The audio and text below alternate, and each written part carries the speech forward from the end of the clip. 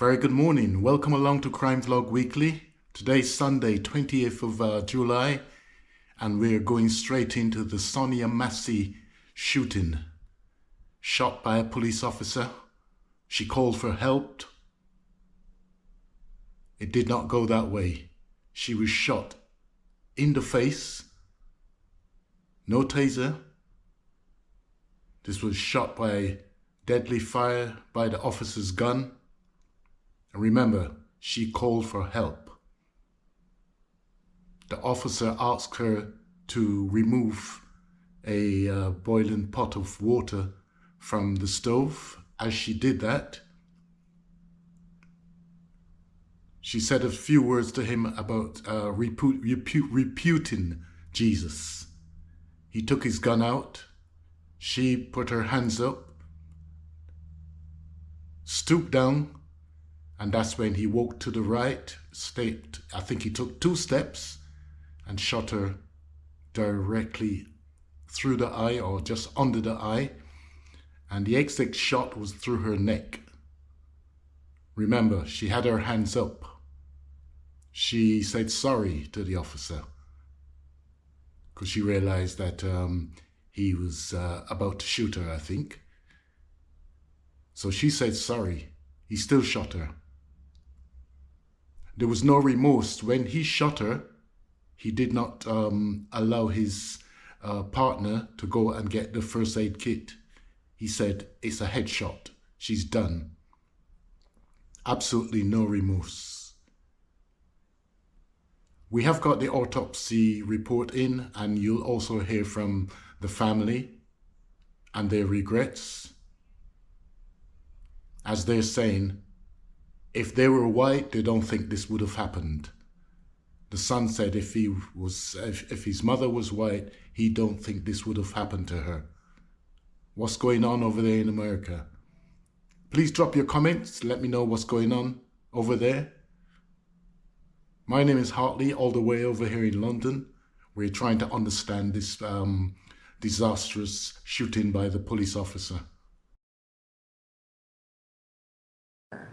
She's very smart, and she's always helping everybody but herself. She really was a homebody and a good mom.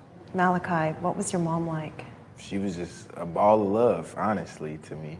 She cooked me the best food. I love her food. She was just a ball of energy, like a ball of energy. She could talk to anybody, you know.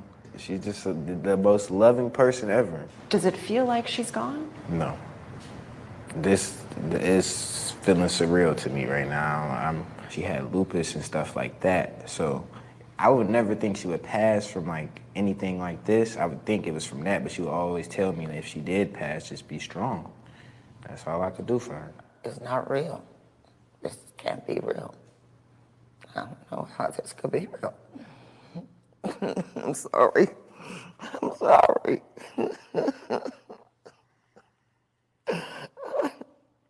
I'm sorry.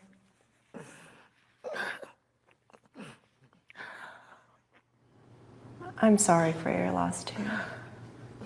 And how did you find out that a deputy had shot your mother? I found out from my cousin telling me. What do you want to see done now? I want him to get for full term, the highest amount of years he can get until death. Do you think Sonya would still be alive if she had not been black?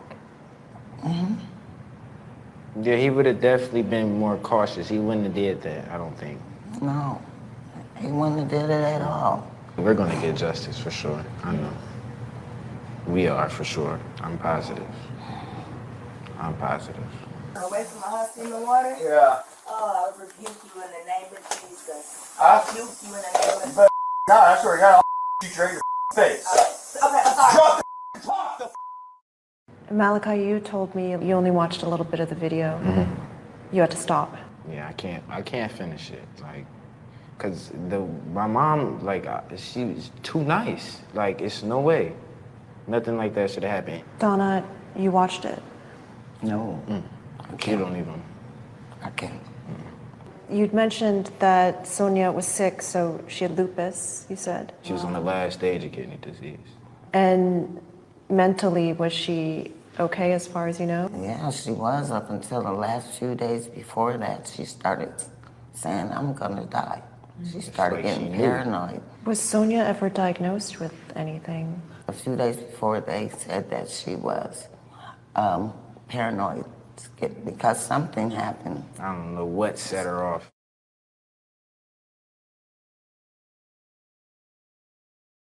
Wanted to see if I could help me. What do you want help with? Huh? What do you want help with? I heard somebody outside. Yeah, we checked your house. We checked your backyard. I walked all the way through all these backyards. We checked your front yard. But you know what I want?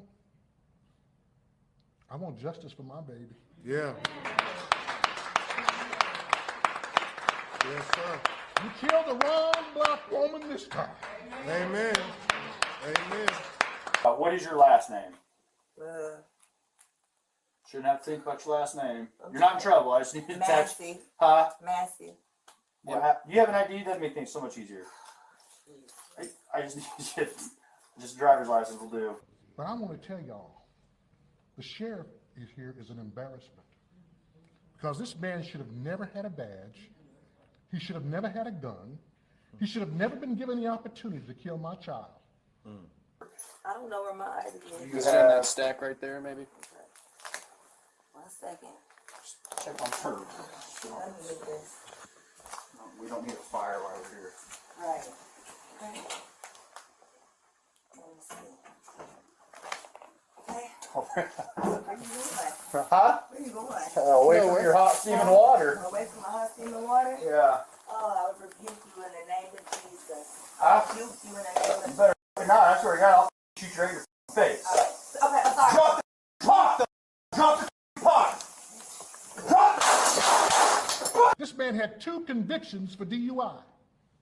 He had a conviction for driving under the influence. And he was a member of law enforcement? My Lord. What an embarrassment. What an embarrassment to this country. No, let's keep moving there because we got to get everybody.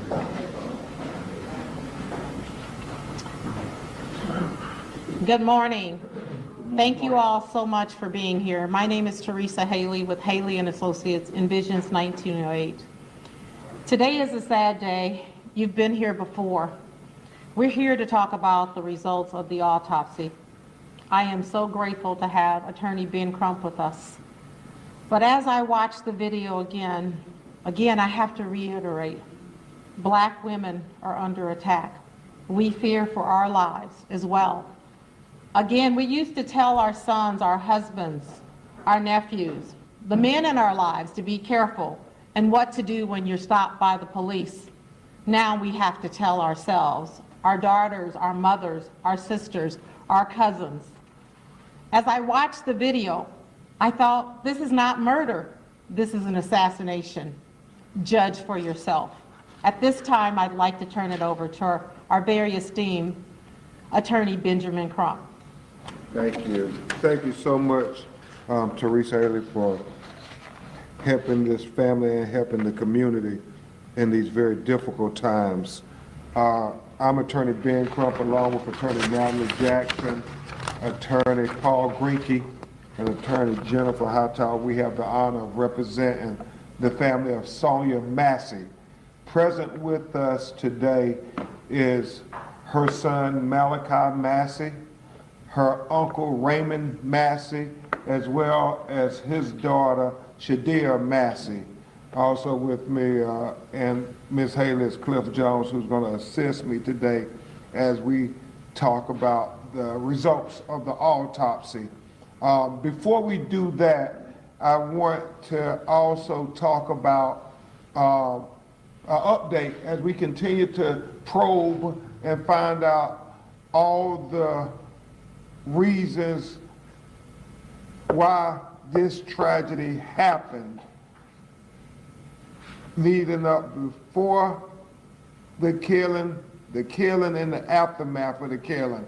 We talked about how the family wanted a thorough investigation as to why they didn't know until 24 hours later that the person who had shot Sonya Massey was a law enforcement official. Why weren't they told that from the very beginning when they showed up asking who did this? Malachi talked about how he was on the phone with the hospital officials, and he kept asking, they kept saying somebody shot her in her face, and told him in graphic detail at 5 o'clock in the morning what happened to his mother, but never told him who. Shadia and Jimmy went to the house at 6 a.m. that morning when law enforcement was all around. They kept asking the questions, who did this? What happened?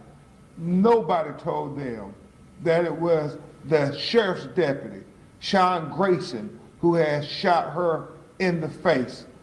They seemed to be led to believe that it was some prowler or something, because they started asking questions. Every time they would ask questions, they would be given questions. What was the history between her and the neighbor? And so it was troubling. So we wanted investigation. And I say we, the family, passionately wanted an investigation into that there, because they are suspicious of everybody and everything. Wouldn't you be if this happened to your daughter, your mother?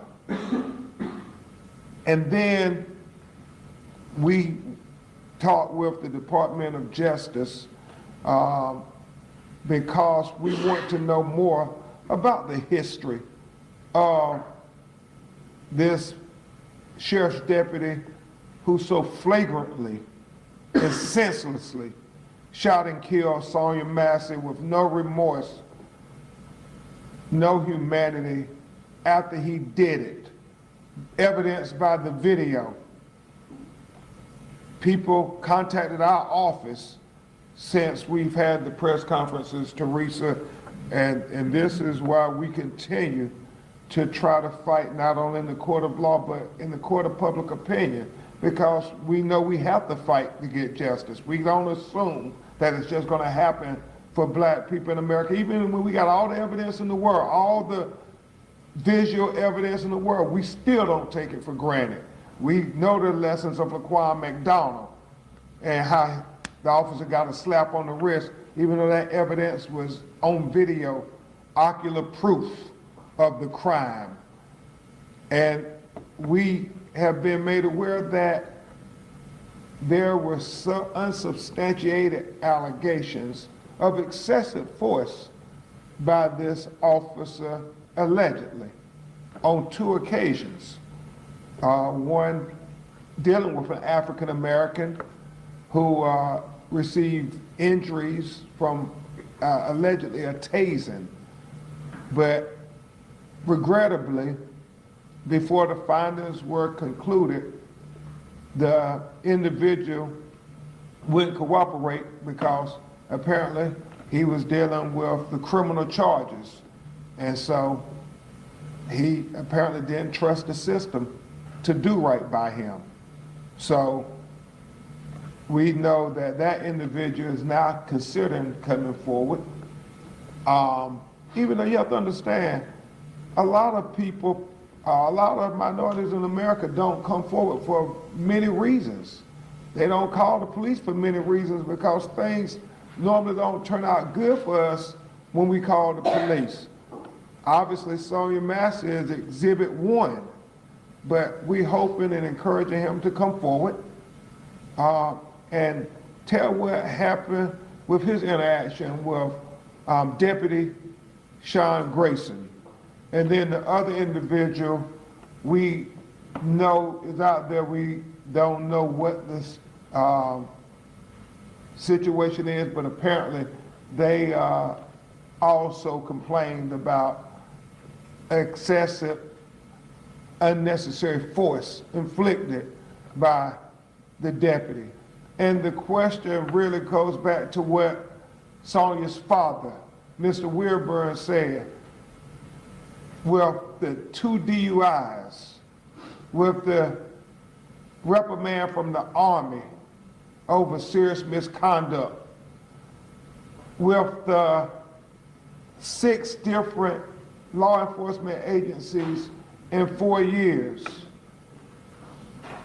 with whatever answers he answered in the questionnaires when he was interviewing for the job. When you asked about why did you leave this department, why did you resign from this, were there red flags missed? And should he have been hired in the first place by the sheriff's department? Those questions only get louder. You know, Malachi and Cliff Jones and us, we asked that question, you know, DUI guilty convictions? How do you even have a driver's license? Much less getting a job as a sheriff's deputy. Many questions to be answered, and so we will be sending the formal letter to the Department of Justice with those things that we have been made aware of, and they have promised the family that they will work with the local agencies and they will try to get answers to all of these allegations of other instances of excessive force. And before you hear from Uncle Raymond Massey and Shadia Massey, and finally from Malachi Massey, we want to take a few minutes to go over the autopsy report because I think it's important. And Teresa, I'll tell you when to turn it over.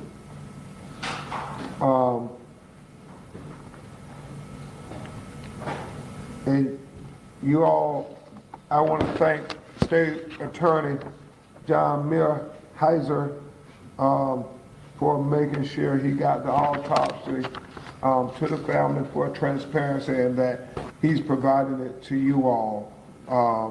Even though the family takes great exception with the Sheriff's Department, they have been very grateful that Mr. Mearheiser's office has tried to be very transparent and very respectful to them as victims. And so he made sure that this autopsy report was released, and it should give you a lot of the things, answer a lot of the questions that you all asked previously. The biggest thing on the autopsy are the findings, and we will go through those. The conclusion is based on the information available to me and on the autopsy findings. It is my opinion that Sonya Massey, a 36-year-old black woman, died as a result of a gunshot wound to the head. And then it goes on to in more detail, and it says the gunshot wound of the head, A, the entrance was beneath the left eye. The injury, proliferation of the left internal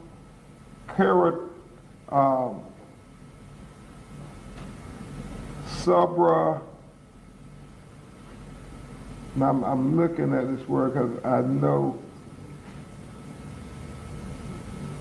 it's not subdural artery, but it's an artery that is the blood vessel right beneath her eye. The exit, posterior left surface of the upper neck. Associated injuries, skull fracture, subdural hemorrhages. Direction, front to back, downward and slightly right to left. Range, no soot or gunpowder stippling on the skin. If you could turn it over. And I would tell you, they had an anatomical model that is very important. Here, obviously, we have Sonya Massey with her beautiful smile. But you have, as they said, the injury right beneath the left eye.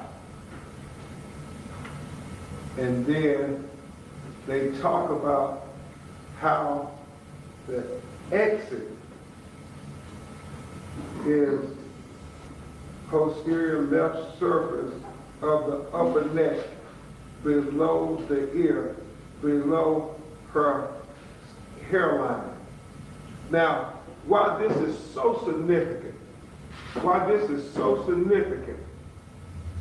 is it confirms that Deputy Sean Grayson shot in a downward trajectory. He shot in a downward trajectory. This autopsy findings, coupled with the video where we see her ducking, saying, "Sorry, sir, sorry." He shot when she's making a motion coming up. That's how you get the downward trajectory.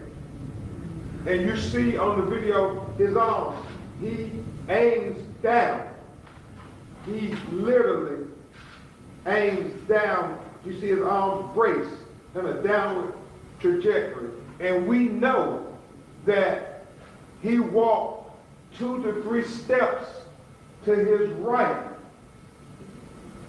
out away from the counter, where it was, we believe, from objective observation, to get a better shot at Sonya Massey. And when Sonya Massey was staring at the barrel of his gun, we see on the video what she did. She stooped down and said, "Sorry, sorry." And we believe that the bullet, the shot, was shot while she was in a stupid position coming up. And that's how you get the downward trajectory. And the autopsy confirms what everybody already knew on the video, that this was just a senseless, unnecessary, excessive use of force. Completely unnecessary. Certainly not justified. I mean, how can you justify this? She's all of 5'1", 110 pounds. He's approximately 6'5" tall, approximately 260 pounds. Completely excessive. Completely excessive. And so we will continue to provide you updates, evidence as we get it, because we're not taking for granted that America won't see Sonya Massey like Deputy Sean Grayson saw her. We want to make sure that America sees her as a human being worthy of dignity and respect and consideration. We don't take it for granted. Your actions speak so loud, we need not hear your words. And until we get a conviction and a sentence, we will continue to keep our foot on the gas and full steam ahead and fighting for justice for Sonya Massey. Full steam ahead. We understand far too often, especially as it relates to black women in America, There's not equal justice. There's not equal justice. And just like Sonya Massey said, and I continue to use her words, until this discriminatory criminal justice system gives full justice for the death of Sonya Massey, we rebuke you in the name of Jesus. Justice for Sonya Massey. Justice for Sonya Massey. Justice for Sonya Massey. Justice for Sonya Massey. Yes. At this time, you will hear from Uncle Raymond Massey, Mr. Wilburn, her father, and Miss Donna, her mother, couldn't be with us today. And I really appreciate Malachi being here. This is very emotional, even seeing these pictures, even though he hasn't been able to watch the video, because that's his mama. You can't, who wants to see their mother get killed like an animal? But even this was emotional for him, but he understood why we have to do it so we can get justice for his mother. So we're going to hear from Raymond Massey, and he's going to talk to you about the families continuing to struggle in these difficult times as they fight for justice. And then we're going to have his daughter talk to you. Mr. Raymond. Thank you. I wanted to tell you that I loved Sonya very much. She was a beautiful black queen. She is the only family member that me and my wife was talking last night about. I've never once seen her angry or mad. She was always full of love, and she loved her kids and God. I call my sister Donna, Malachi, Summer, and their parents daily. And it hurts me so bad that the last time I spoke with Malachi, he had told me he finally got a little rest, and that was just the day before yesterday. And I can tell you that his sister is having nightmares to the point where we have to check the room. That just makes me so angry to see my family hurt as they do. It was so hard. It's hard for me to see my daughter and my nephew had to go in the house and clean up blood. And that just hurts me to see my family hurt.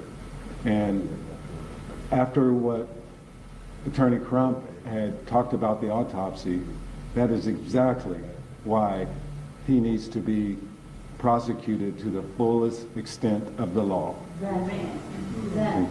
Thank you, Mr. Massey. Thank you very much, Mr. Massey. Now you will hear from Shadia Massey, who is her first cousin, Raymond's daughter, and even though she has 3 other sisters, she was raised with Shadia, and they were like sisters. And Shadia was the first family member to arrive at the scene, and obviously the emotion of seeing your sister, blood everywhere, and how she tried to clean the blood up. So Malachi and Summer, her children, wouldn't have to see their mother's blood when they came in the house to get their clothes. So Shadia Massey will try to speak to you from the heart. Hello. Sonya meant the world to me. I loved her so much. This tragedy has been too much on my family. Her kids, her daughter cannot sleep at night, y'all. She's in one household, I'm in another household. For her to go to the bathroom, she has to be on FaceTime with me. For her to get a drink of water, she has to call us before she get out of her bed. You know, this is the hardest thing that we have ever been through as a Massey. It just breaks my heart that our family has to go through this.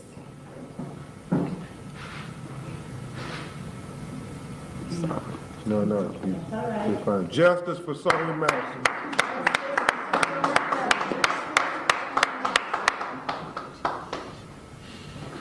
So finally, you'll hear from Malachi, who was the first one notified that his mother had been killed. And just as he explained to us what they told him, you see, was defined as an autopsy. So Malachi, if you would share what's on your heart. Okay. Well, you know that they told me that my mom, she got shot in her eye and it came out her neck or whatever. And I don't know, like, I haven't been able to sleep for real. The only time I really feel comfortable sleeping is when I'm, like, just on the floor. I can't even sleep in my bed. Like, I don't know, like, this is just, I really don't have words. Like I've been said, I don't have words for real for this. But the first night I don't go to my mother's house, this happens. How? Why? And I wonder if I was there, if he would have did anything to me. I don't know. It's real. That's all I can say. She lives with her father. I live with my father. And I will say this, up until just a few weeks, Malachi and Summer were staying with their mother. She was having mental illnesses, and they made the decision it was best that they stay with their father while she seeks help. And but both of them were going every day to check on their mother, be with their mother. And the first time I talked to Malachi, he was so distraught because he said, because I was working, this is the first day I didn't get to her, and this happens.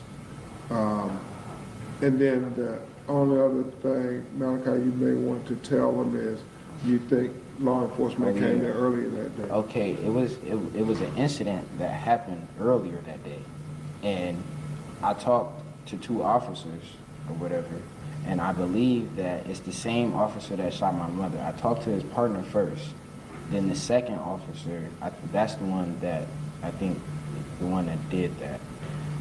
I talked to them, and they told me that because she was driving herself to the hospital or something. She wasn't even at the house when this was going on, but she was driving herself to the hospital. They told me that they were going to go there to help her, and then this happens.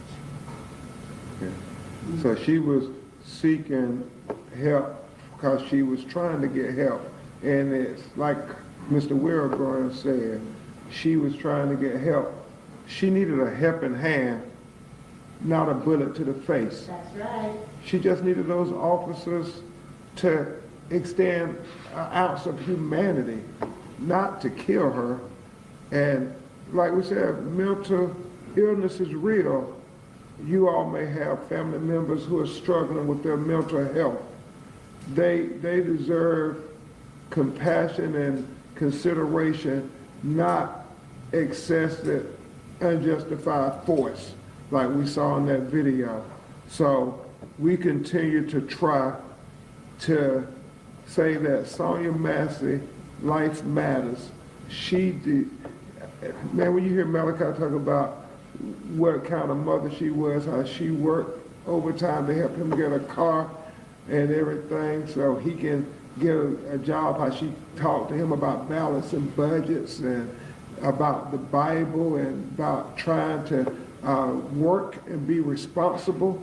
I mean, she was doing her best to be a person who helped people in the world, especially her children.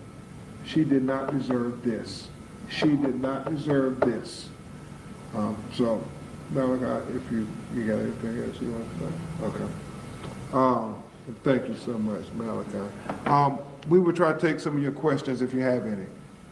So, I'm sorry, the Malachi was describing earlier on July 5th that there was a response that the same officers? That he said he believes it was the same officers. That's why he believes they knew she had was struggling with her mental health. And she had driven herself to the hospital for treatment? She had sought consultation. Yes. She had not been in an inpatient program, but she was under a doctor's care. Yeah, well, Mr. Wilborn said it, remember at the other press how she was trying to get consultation because she was struggling with her mental health. So, Yes, sir. Malachi believes that the officers went to his mom's house earlier That day. the day before, July 5th, right? Yes, July 5th. July 5th, and do we know why they went to the house? No, some incident happened. She was on her way to the hospital when she was talking to Malachi. But you talked to the officers too. Yeah. I talked to them and I was letting them know what was going on. I really don't know what happened before I got there, but I just know that I talked to them and let them know what's wrong with my mother. So you talked to one of the officers by phone and just... No, in person, face to face. Yes, they was at my house. You were at the house at Yeah. the same time visiting your mom? And she drove herself to the hospital because I don't know why she did, but she drove herself to the hospital. When I got there, it was just the police there. Because my mother called me before all of this happened, and she told me the police was there. And when I got to her house, she wasn't there. She was calling me, telling me that she's driving herself to the hospital, and they were outside of the house. So you don't know who called 911 or called her? So she drove herself to the hospital after the encounter with the police, right, that day? And you told them about her struggle with mental health. Yeah, and I just tried to, like, the whole week, like, before all of this happened, I've been trying to get her in a mental health. We actually did get her in a mental health place in St. Louis, but they let her come back. I don't know why, though. Why would they let her come back so soon? I don't know. Oh, thank you, Malachi. Praying for you. Thanks. Any other questions? Yes, sir. You had referenced two separate people that had use support complaints that were never officially filed. Were those? I think they were filed, they had no determination, is what we've been told. But they were filed. And just, I guess my question, were both of those for Sangamon County specifically, or were those at previous law enforcement jobs? We think it was a previous law enforcement job. One of them was an African-American citizen. We don't know the other one, but we know that the allegations is that they reported them. They have contacted our office. One of them did tell us he was a black man and told us it's the same guy, and that he, they end up charging him and stuff. He thinks they did that intentionally. And so apparently it's in his record that there were allegations made, but unsubstantiated. So we continue to try to get to the crux of that. The other individual called the office said that, they made a allegation, but nothing happened. And they didn't want to go further. They just prayed for the family and said, we had a run-in with him too. So these were proactive calls from the people to you, not official? Okay. Yeah. Yeah, proactive calls.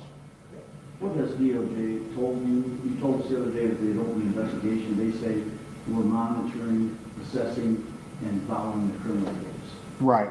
And subsequent to that, we have been told to try to send a formal inquiry about these other allegations so they can look at who those citizens were and if there was a common connection of the excessive force and on who did he inflict excessive force allegedly on.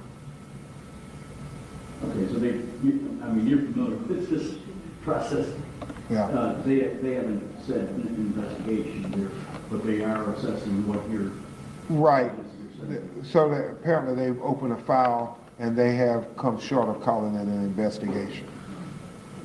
And they told us they would notify us that they're trying to get information just like we're trying to get information, and that they're working with the local officials to get information.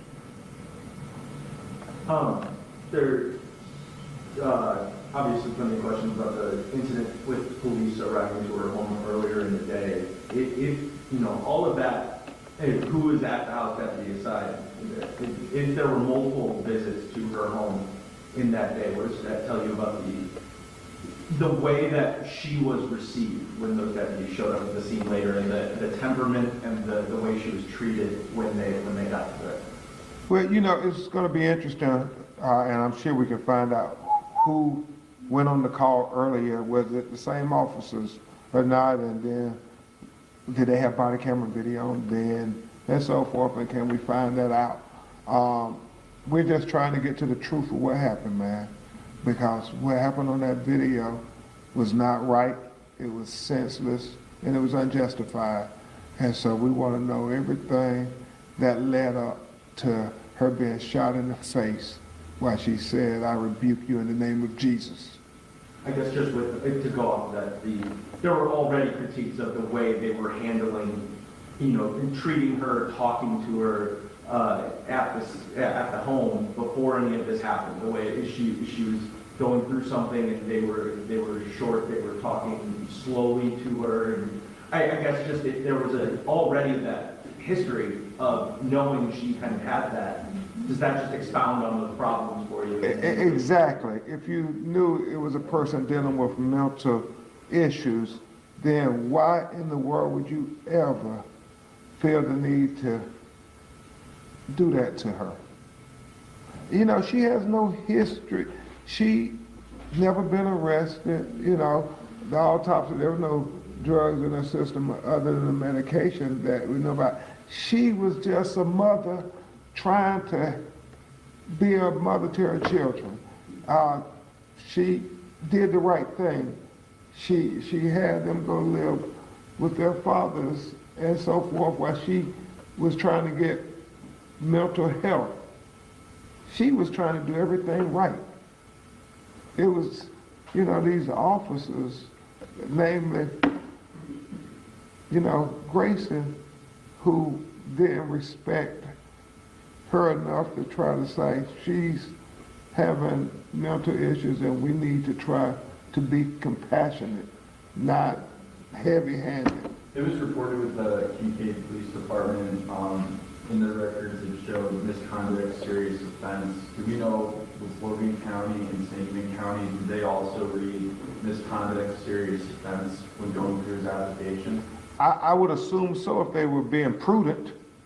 You don't just hire somebody willy-nilly and you're going to give them a gun and a badge and say you get to go interact with the public. That's what Mr. Wilborn keeps saying. Why did he even have a job as a sheriff's deputy after those red flags?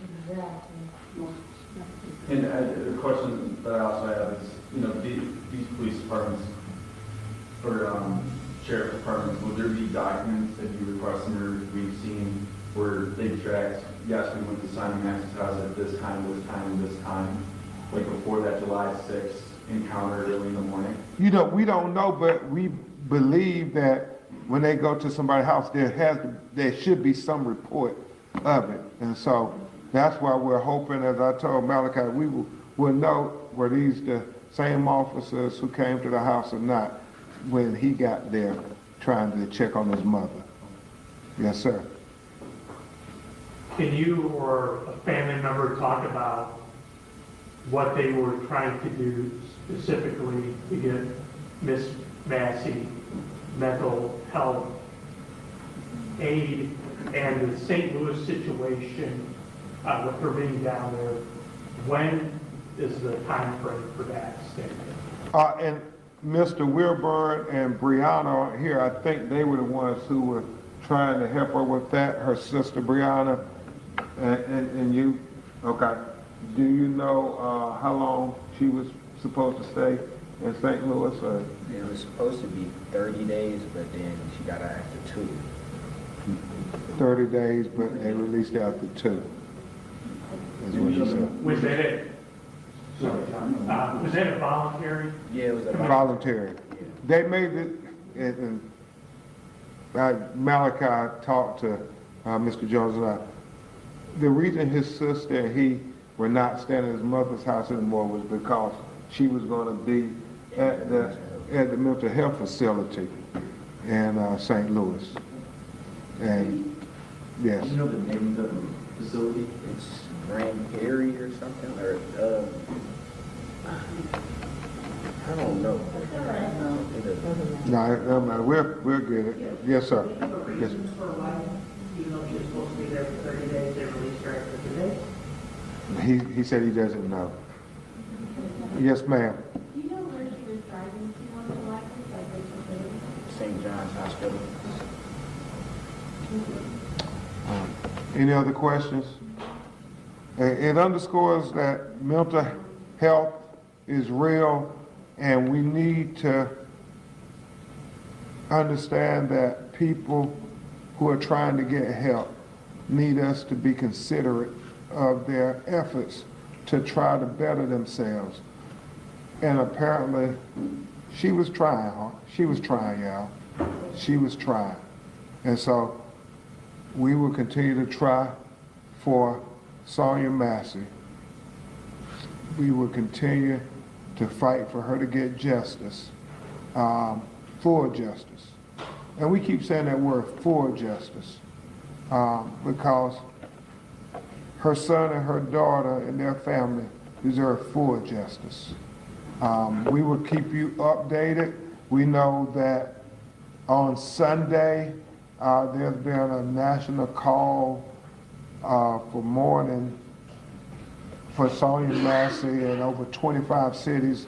Tamika Mallory and Until Freedom, a civic engagement organization, has set it up, and they're having rallies in New York, Washington, D.C., St. Louis, Los Angeles, all around the country for Sonya Massey. We know that Reverend Al Sharpton and clergy are in Chicago on Tuesday at 6 p.m. having a rally for justice for Sonya Massey. And we know that congressional members as well as the vice president are constantly praying for the family and also seeking to talk with her family in the days to come. We've talked to about 3 congressional members so far, and I know Vice President Harris is trying to set up a time to talk with the family of Sonya Massey. Mr. Clark, what's that agency that's putting these rallies together? It's a couple of them. It's National Action Network, Until Freedom, National Action Network, the NAACP, all the civil rights organizations. Say Her Name, based out of Los Angeles, black women who have been killed by police violence, like Sandra Bland, like Atiana Jefferson, like Pamela Turner, like Breonna Taylor, and you know, the list goes on and on. Yes, they are. Okay. Thank you all. Thank you. And you can get all top secret by press@benpump.com if you haven't gotten it from State Attorney John Millhauser yet.